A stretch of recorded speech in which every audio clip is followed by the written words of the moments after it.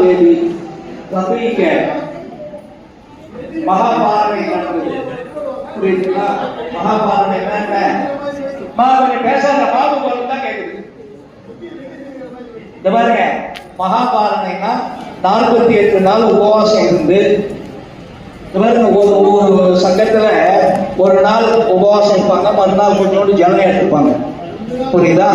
அது கூட எதுவும் இல்லாம 4 நாளைக்கு ஒரு முறை ஜலம் எடுத்து 48 நாள் செய்யறதுன்றது ஒரு பெரிய இதுதான். அதுலயும் நமக்கு பக்தாமரத்துக்காக அந்த 48 நாள் அவங்க வந்து பக்தாமரத்துக்கு வந்து அவங்க உபவாசமா இருந்து முடிச்சாங்க.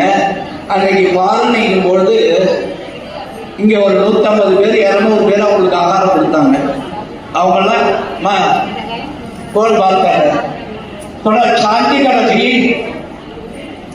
सभी लोग मन में नवोपारण थोड़ा चालू करें। जो क्रियाएं चल रही हैं, பாருங்க, அது நம்ம சொல்ல வந்ததை கேட்க கத்துக்கோங்க முதல்ல.